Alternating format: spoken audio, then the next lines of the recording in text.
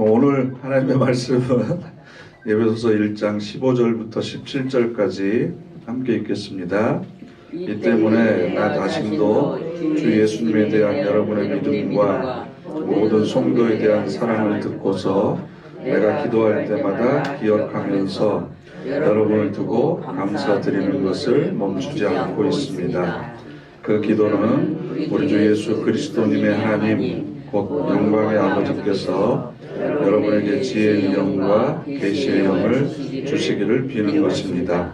그래서 여러분이 하나님을 알아가게 해달라는 것입니다. 아멘. 우리 신앙생활에는 그 네 가지 요소가 있어요. 그래서 제가 믿음을 설명할 때도 이 네 가지 요소를 말씀을 드렸는데 기도도 똑같거든요. 그래서 첫 번째 기도에는 대상이 있어요. 내가 누구에게 기도하는가? 그 기도의 대상을 정확히 알아야 되죠. 두 번째는 기도의 주체. 누가 기도하는가? 기도하고 있는 나는 지금 어떤 사람인가? 기도의 대상과 나는 어떤 관계를 맺고 있는가? 그래서 이 기도의 주체가 중요하고요. 세 번째로는 기도의 내용이에요. 내용. 그래서 우리는 보통 성경에는 기도라고 되어 있는 것은 하나님을 찬양하는 내용의 기도가 기도로 되어 있고, 간구라고 하는 단어는 내 필요를 하나님께 요구할 때는 간구라고 그래요. 그래서 흔히 우리가 청원 기도라고 이야기를 하죠. 하나님을 찬양하는 기도는 그냥 성경에 기도라고 번역이 되어 있고, 내 필요를 하나님께 말씀드리는 건 간구예요. 그래서 기도의 내용에 따라서 기도가 여러 종류가 있어요. 그 다음에 네 번째는 기도의 방법이에요. 방법. 침묵으로 소리내지 않고 하느냐, 명상기도 혹은 관상기도라고도 하고, 묵상기도는 작은 소리로 읊조리듯이 하면서 하는 기도가 묵상기도고, 통성기도는 소리를 우리가 크게 내서 하는 기도가 통성기도고, 또 금식기도, 금식하면서 하는 기도도 있고 철야기도도 있고, 그래서 기도의 방법에 따라서 또 여러 가지 종류가 있어요. 네 가지. 기도의 첫 번째 대상, 두 번째 기도의 주체, 기도의 내용, 기도의 방법. 이 네 가지 중에 가장 중요한 건 기도의 대상입니다. 내가 기도하고 있는 하나님이 어떤 분이신가, 이걸 우리가 정확히 알아야만 그 하나님과 나와의 관계가 정립이 되고, 하나님이 어떤 분이신 줄 알아야만 그 하나님에게 간구하는 우리의 기도의 내용이 결정이 되는 거고, 기도의 방법도 그것에 따라서 다양하게 결정이 되는 거죠. 그래서 기도의 대상에 관해서 함께 오늘 생각을 해보려고 합니다. 오늘 우리가 살피려고 하는 것이 에베소 교인들을 향한 사도 바울의 기도인데요. 사실 기도하는 것 여러분 제일 어렵죠. 네. 찬양하는 게 어렵나요? 기도하는 게 어렵나요? 기도요. 설교하는 게 어려울까요? 기도하는 게 어려울까요? 설교요. 설교하고는 참 뭐예요? 다르지. 설교 알아요. 설교하지. 저는 반대로 생각하는데 설교가 더 쉬운 것 같아요. 왜냐하면 설교는 보이는 사람들한테 하는 건데 기도는 보이지 않는 하나님한테 하는 거니까 더 막막하고 사실은 더 어렵습니다. 그래서 우리가 그 권사님들이 가끔 저한테도 그 협박용으로 목사님 기도시키면 다음부터 안 나옵니다 라고 이야기하는 이유가 그만큼 그 기도가 어렵고 힘들다는 거죠. 그러면 기도를 우리가 왜 못하는가, 이것을 살피기 전에 우리가 지금 현재 기도하고 있는 내용이 어떻게 방향이 잘못되어 있는가, 이것에 대해서 먼저 함께 살펴보려고 합니다. 에베소 교회 교인들을 위한 기도를 보시면 첫 번째 특징이 뭐냐 그러면 바울이 자기에 대한 간구가 없어요. 하나님 나에 대해서 이렇게 좀 해주세요. 내가 이걸 원하는데 하나님 좀 들어주세요 라고 하는 내용이 없습니다. 그렇다고 해서 바울이 하나님 앞에 기도할 때 간구가 뭐라고 그랬죠? 청원기도라고 그랬잖아요. 내가 원하는 것을 하나님 앞에 말씀드리는 그 간구의 기도를 하지 않았느냐? 아니에요. 고린도후서 한번 찾아보실까요? 앞으로 넘기셔서 고린도후서 12장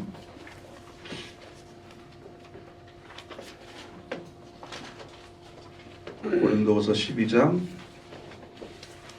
8절부터 9절 함께 읽겠습니다.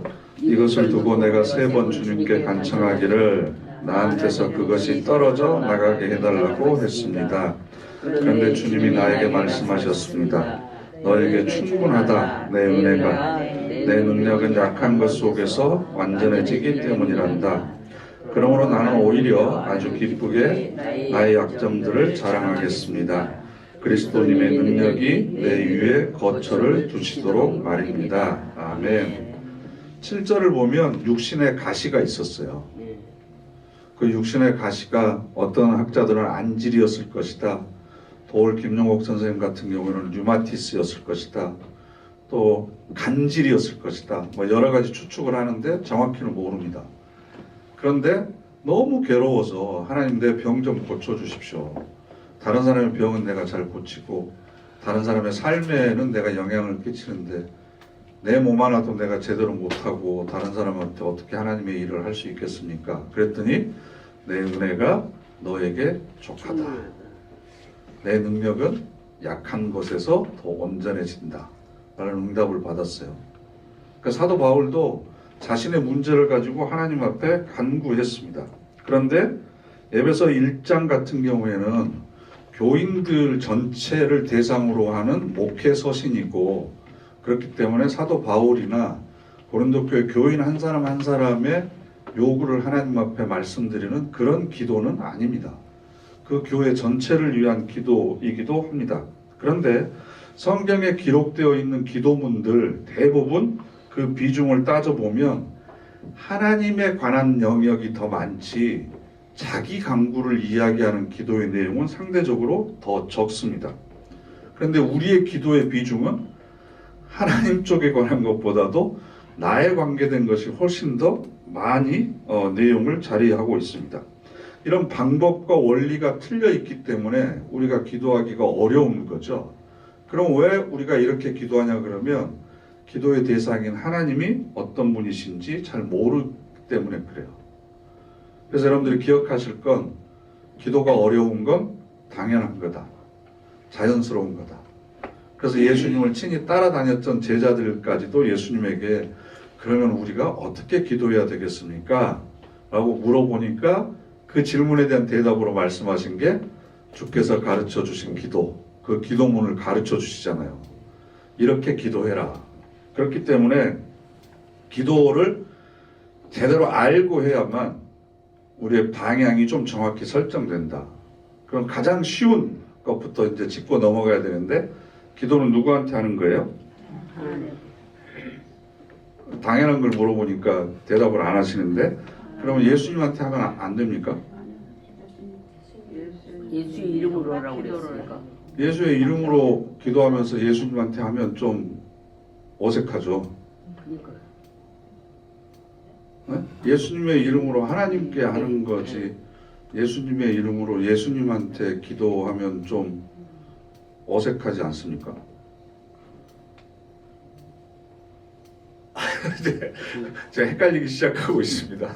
권사님들 눈동자가 막 이렇게 돌아가는 거 보면 지금 생각이 복잡하다는 건데 예수님께서도 성자 하나님이시고 성부 하나님과 능력과 권위와 영광이 동등하시기 때문에 예수님에게 기도하는 것이 틀리는 것은 아닙니다. 예수님도 우리의 기도에 귀를 기울여 주십니다.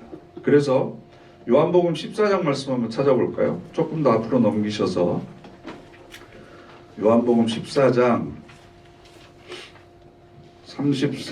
13절과 14절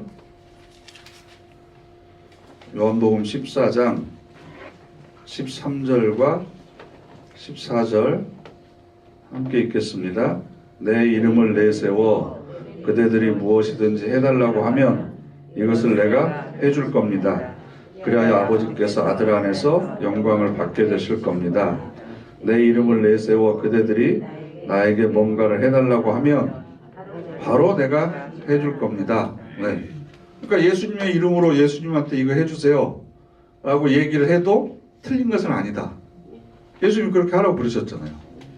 그죠? 그러니까 우리가 기도하면서 시작할 때는 하나님 이름을 부르고 시작했지만 중간에 가다가 예수님한테 간구할 수도 있는 거고 그렇게 되더라고요. 성령님한테 간구할 때도 있고 그러잖아요. 네. 그게 틀린 것은 아니다. 그러나 좀 더 넘기셔서 16장, 요한복음 16장, 15장 16절 15장 16절 함께 읽겠습니다. 그대들이 나를 선택한 것이 아니라 내가 그대들을 선택하여 세웠어요. 그대들이 가서 열매를 맺고 그대들의 열매가 머물러 있도록 하려는 겁니다. 그리하여 그대들이 내 이름을 내세워 아버지께 달라고 하는 것은 뭐든지 아버지께서 그대들에게 주시도록 하려는 것입니다. 아멘. 여기서는 내 이름을 내세워서 누구한테요? 그렇죠. 아버지께 달라고 해라. 그러면 아버지께서 무엇이든지 다 이루어 주실 것이다.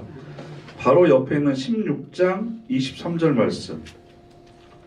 16장 23절 한 페이지 넘기셔서 함께 읽겠습니다.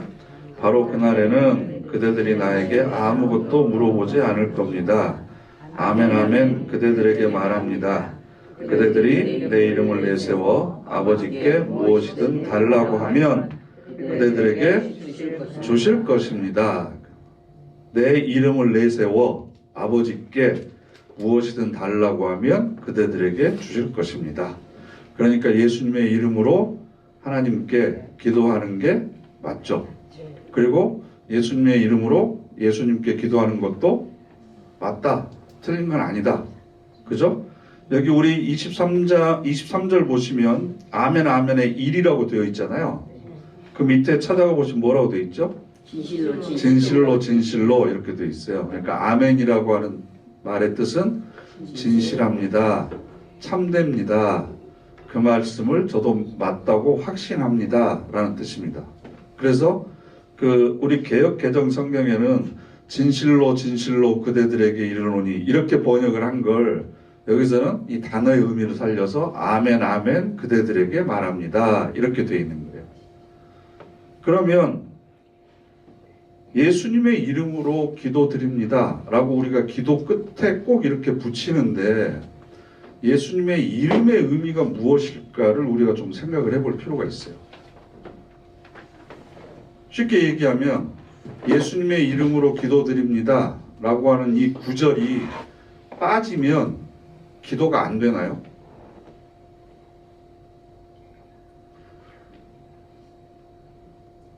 이 침묵은 뭐죠? 아버지께 내 이름을 내세워서 무엇이든지 달라고 하면 들어주실 것이다. 그랬잖아요. 네. 그러면 예수님의 이름으로 기도합니다가 빠지면 기도가 아닌가요? 기도예요. 아니, 내 이름을 내세워서 아버지한테 달라고 그래라고 그랬잖아요. 예수님의 이름으로 기도합니다가 안 들어가면 기도가 안 되는 거라고 들었거든요. 어디서요? 아니 내 이름으로 기도하라고 했으니까. 내 이름으로. 그러니까 그 내 이름이 무슨 뜻이냐는 거예요. 내 이름이. 이름이라고 하는 건 그 사람의 인격이 담겨져 있고 지금까지 살아왔던 그 사람의 삶이 담겨져 있는 거죠. 그래서 우리가 누구의 이름을 부르면 단순히 다른 사람과 이 사람을 구별하기 위한 기호를 매기는 게 아니라 그 이름을 부르는 순간 그 사람의 삶과 그 사람의 인격과 그 사람의 삶의 방향과 이런 이미지들이 머릿속에 떠오르잖아요. 그죠?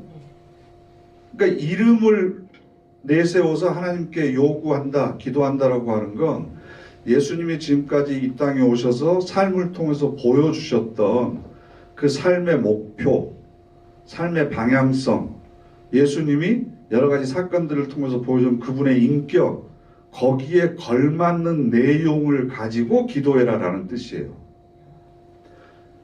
성경을 보면 우리가 읽었던 예배소서 1장 17절 이하에 나와 있는 예배소 교인들을 위한 기도도 제일 마지막에 보면 예수님의 이름으로 기도합니다 없어요. 사복음서 이후에 기록된 바울 서신과 여타 신약 성경에 여러 개의 기도문이 나오거든요. 바울이 갈라디아 교인들을 위해서도 기도하고요. 디모데를 위해서도 기도하고 또 베드로가 또 기도하는 내용이 베드로전서 기도문에 나와 있어요. 그런데 성경에 나와 있는 어떤 기도문도 마지막에 예수님의 이름으로 기도드립니다 라는 내용이 없습니다. 그러면 성경에 나와 있는 기도문은 전부 다 기도가 아닌가요? 그건 아니잖아요. 그러니까 예수님의 이름으로 기도드립니다 라고 하는 내용을 마지막에 우리가 꼭 붙이는 이유는 그 앞에 지금까지 내가 하나님 앞에 드렸던 이 기도의 내용이 예수님의 인격과 삶과 삶을 통해서 보여주신 그 뜻에 합당한 기도인지 아닌지를 마지막으로 스스로 확인해 보는 거예요.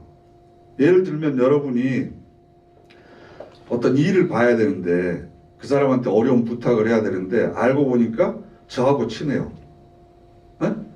그래서 여러분들이 부당한 이익을 얻기 위해서 제 이름을 그 사람한테 얘기하고 부탁을 해요. 그러면 제 이름을 먹칠한 거죠. 상대방의 이름을 내가 팔아서 그 사람과 친분을 과시하고 그래서 이 사람한테 내가 신뢰를 얻고 그래서 내가 뭔가 얻고자 하는 것을 이 사람한테 얻어내고자 한다면 제 이름을 욕되게 한 거죠.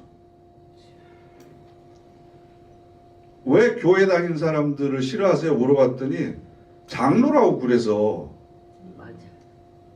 믿고 돈을 꽂았어. 돈을 꿔주거나 사업을 했는데 안 이 사람한테 사기를 당했다.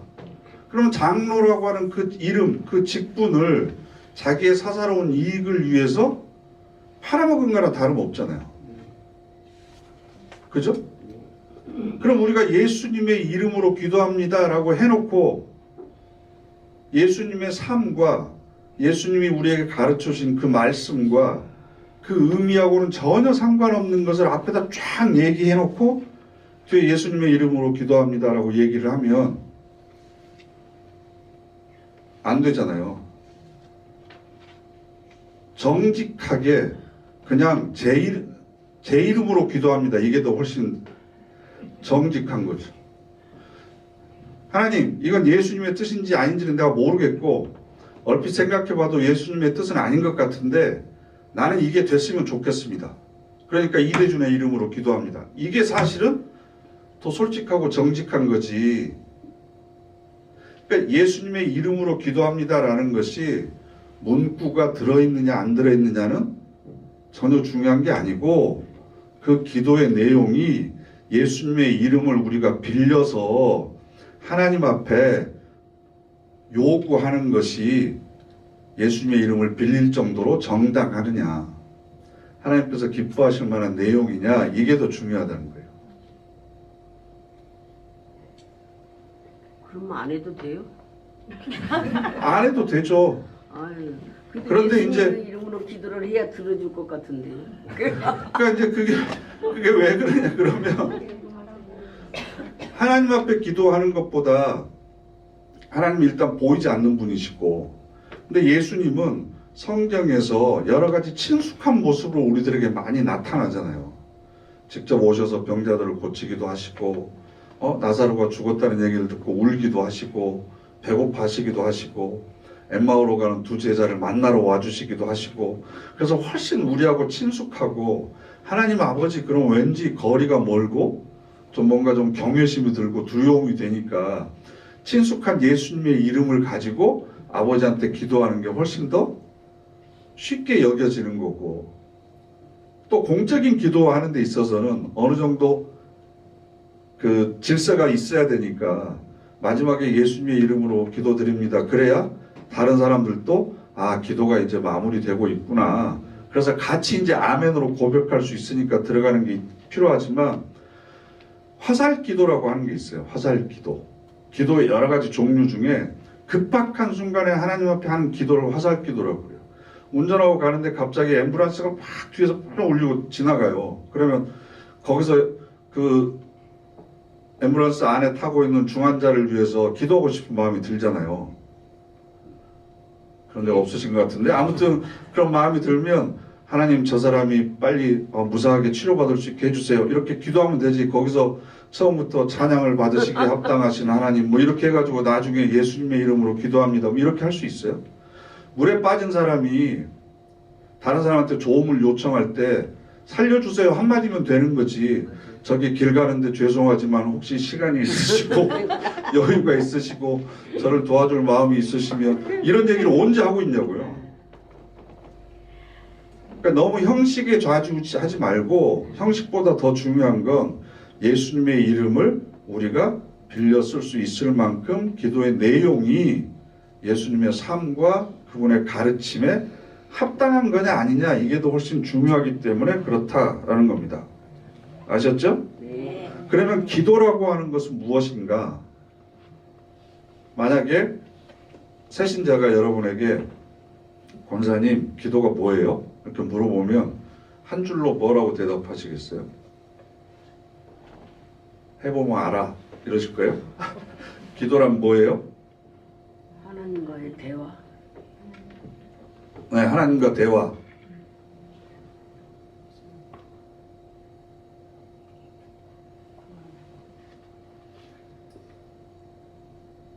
나도 아직 잘 모르겠는데 한 30년 해봤는데 한 20년 더 해보면 알 것 같은데 기도는 첫 번째로 하나님과 만나는 거죠. 하나님을 만나는 거.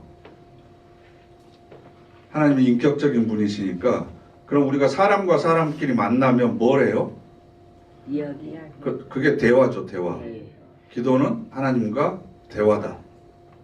그래서 대화는 주고받는 거죠. 네. 성숙한 사람일수록 자기 말을 많이 해요? 아니면 남의 말을 많이 들어줘요? 남의 말을 많이 들었죠. 남의 말을 많이 들어주죠. 그러면 성숙한 기도는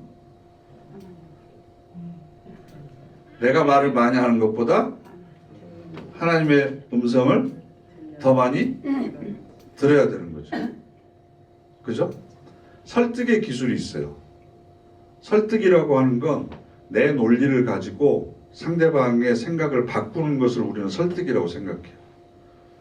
논리를 가지고 말싸움에서 내가 이기는 것을 설득이라고 생각해요. 그런데 설득은 상대방의 마음을 얻는 것이 설득입니다.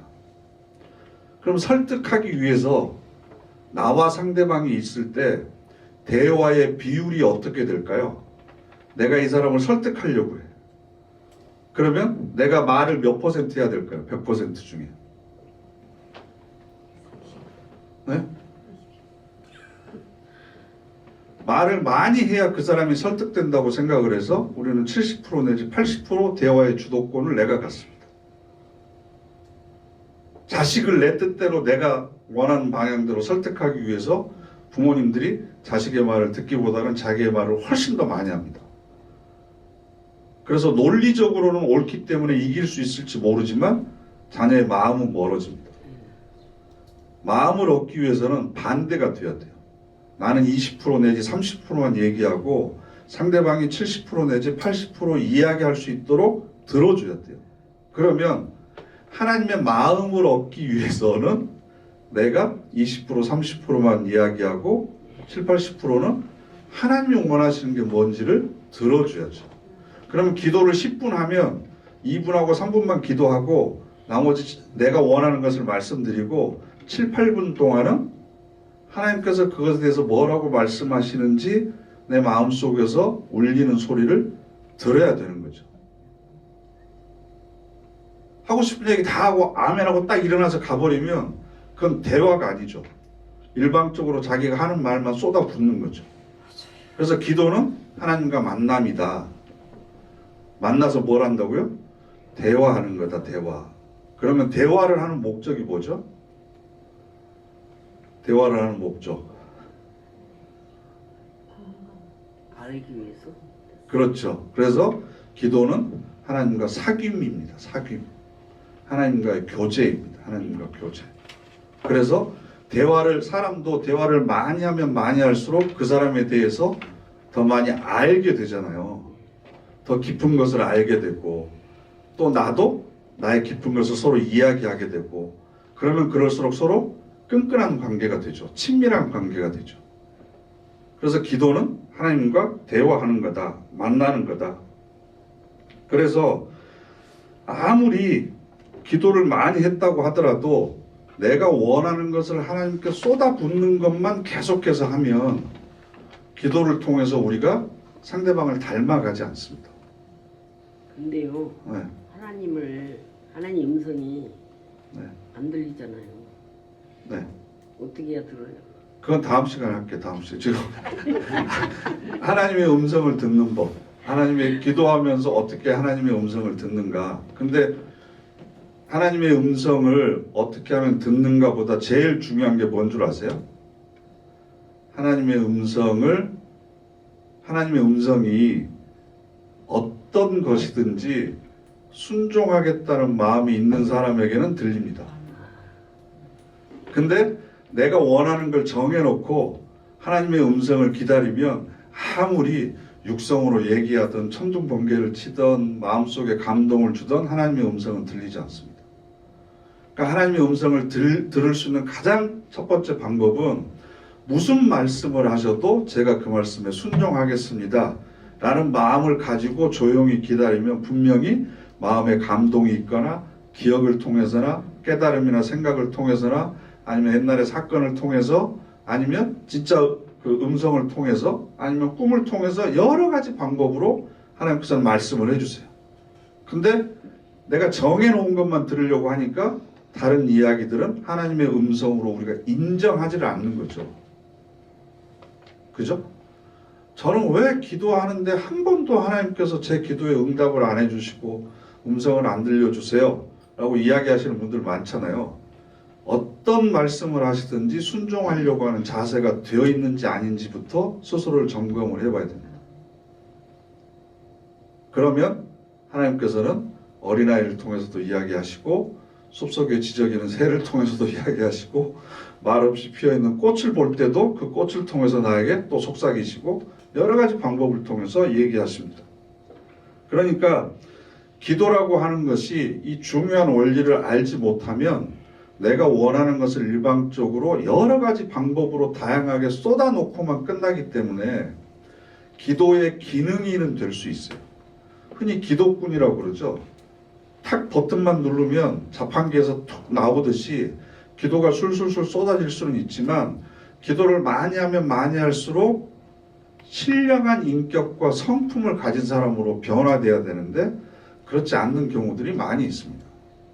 그래서 기도를 하면 할수록 내 뜻이 아니라 하나님의 뜻을 많이 듣고 내 뜻을 포기하고 하나님의 뜻에 순종할 수 있는 연습을 많이 하게 되는 거잖아요. 대화를 하다 보면. 그러다 보면 자기를 그렇게 주장하지 않게 되죠. 기도를 많이 하면 많이 할수록.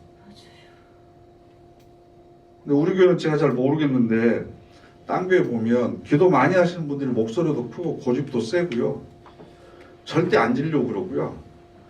그러면 그럼 이분이 도대체 어떻게 기도를 하셨길래 이렇게 자기 주장이 셀까?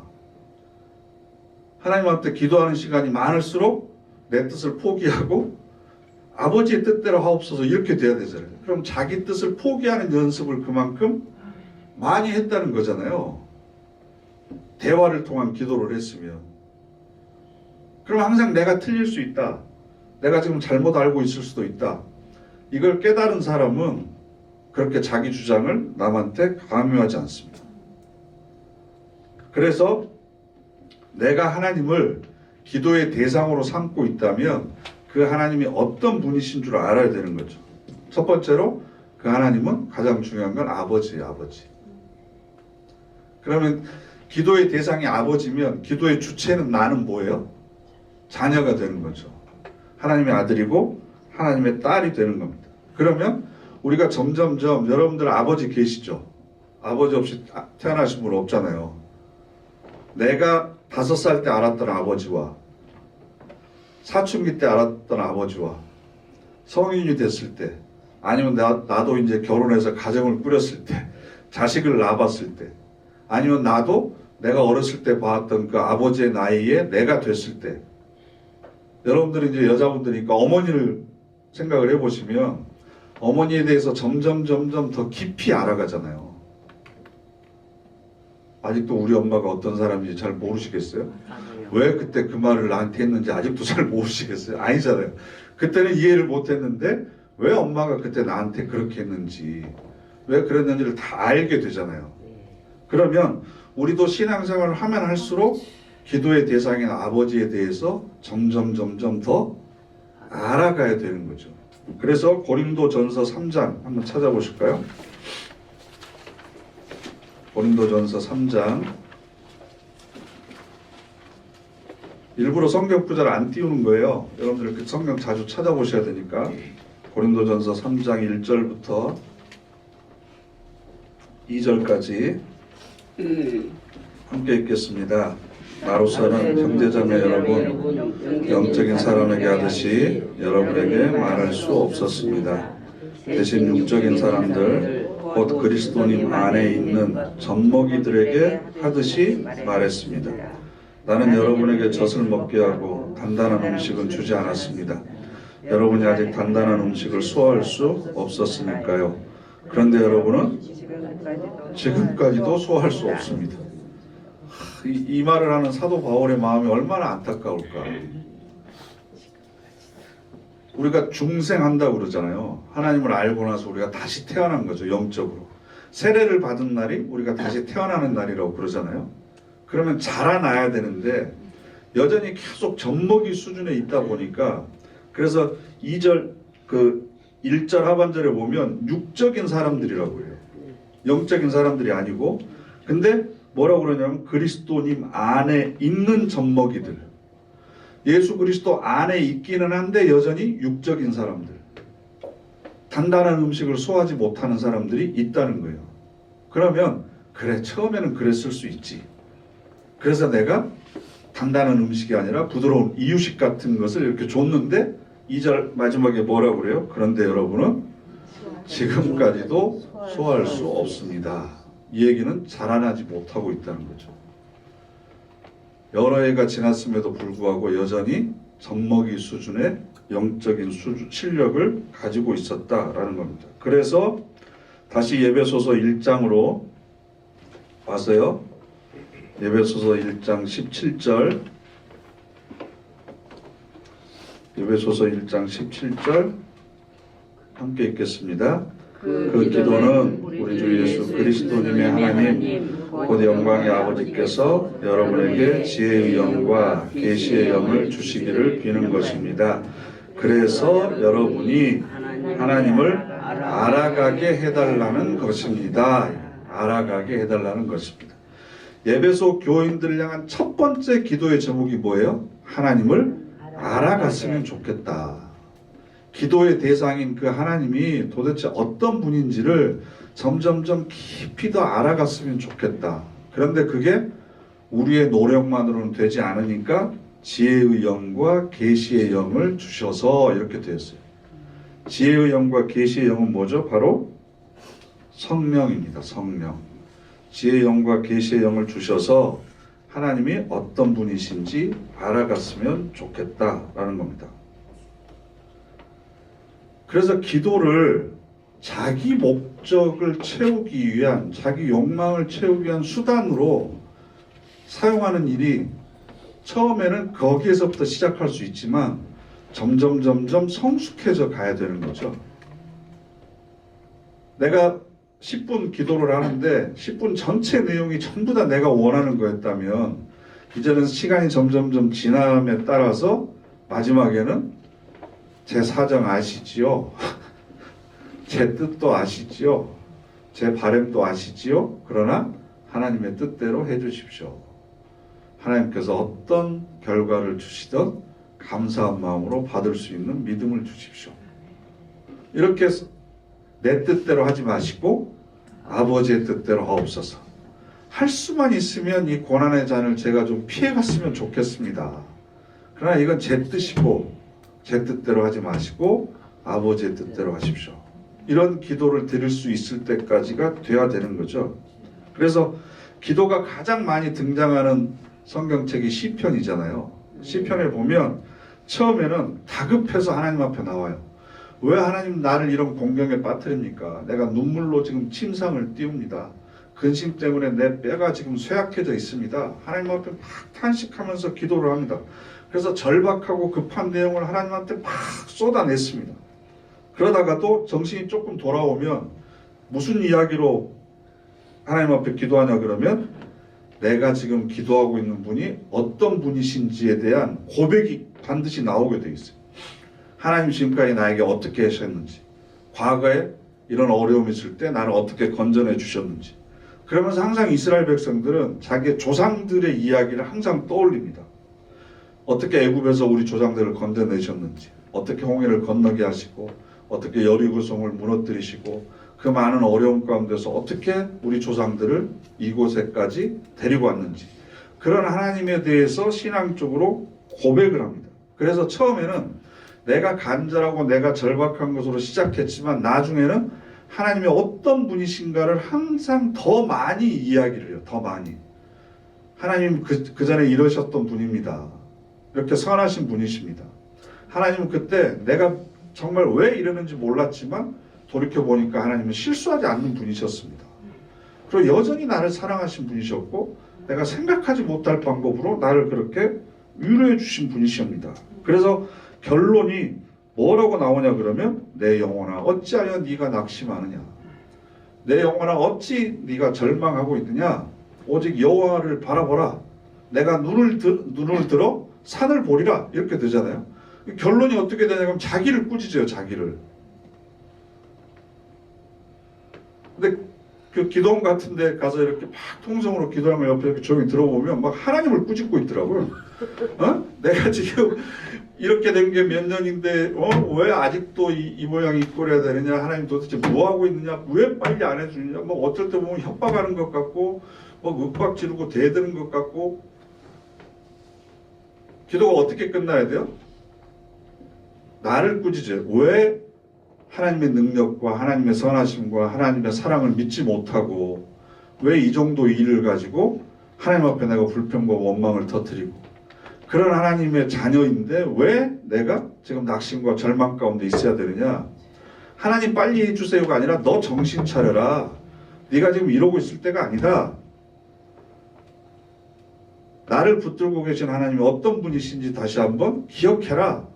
이 내용으로 시편의 모든 기도들이 이렇게 마무리가 되고 있는 거예요. 그러니까 시편을 읽다 보면 처음에는 막 쏟아붓다가 느닷없이 결국에 마지막에 뭘로 끝나요? 찬양으로 끝나요. 찬양으로. 하나님이 어떤 분이신지에 대한 고백으로 끝나는 거예요. 그러니까 우리의 기도가 그쪽으로 가야 돼요. 근데 하나님이 어떤 분이신가에 대한 언급을 하지 않으면 결국 기도가 넋두리가 되거나 신세한탄이 되거나 자기 혼자만 이렇게 막 쏟아붓다가 하나님에 대해서는 전혀 생각하지도 않고 내 신세만 생각하다가 끝나는 거죠.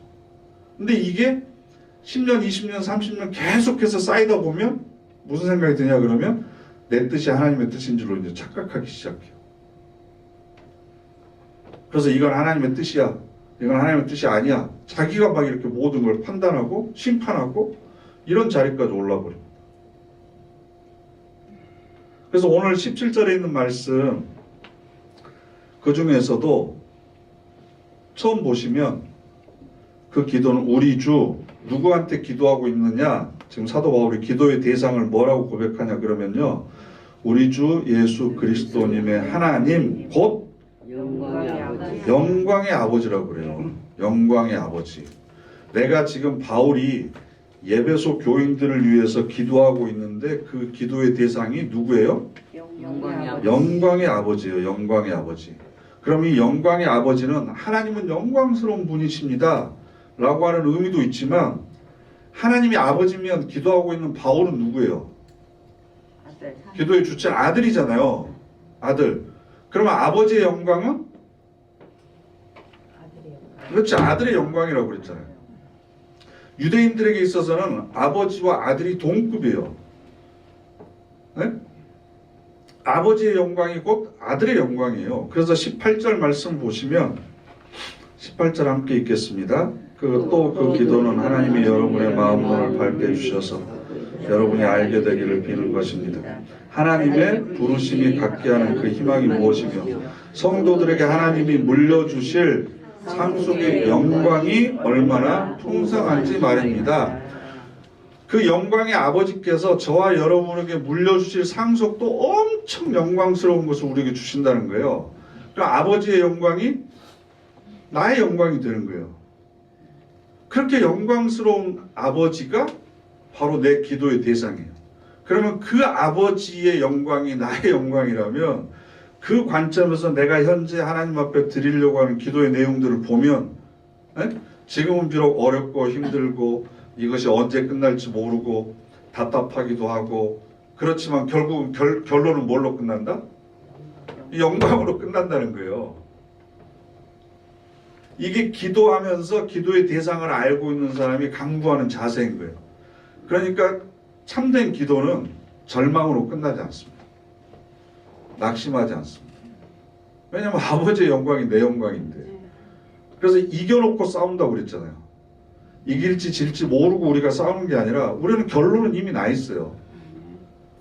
엄청난 하나님 나라의 상속을 영광스럽게 우리가 물려받을 사람들이에요.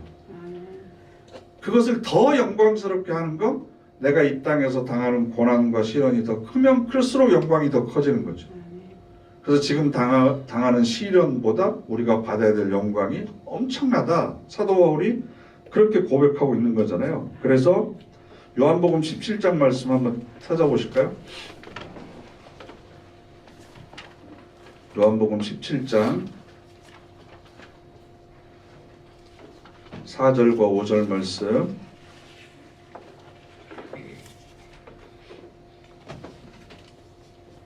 함께 읽겠습니다. 나야말로 아버지를 땅에서 영광스럽게 했습니다. 아버지께서 나에게 하려고 맡겨주신 그 일을 끝냄으로써요. 이제 아버지께서 몸소 나를 아버지 곁에서 영광스럽게 해주십시오. 아버지 세상에 있기 전에 내가 아버지 곁에서 누렸던 그 영광으로요. 아멘. 이제는 예수 그리스도를 아버지께서 영광스럽게 해주신다는 거예요. 이 땅에 오시기 전에 아버지 옆에서 누렸던 그 영광대로 해주시겠다. 17장 24절 말씀.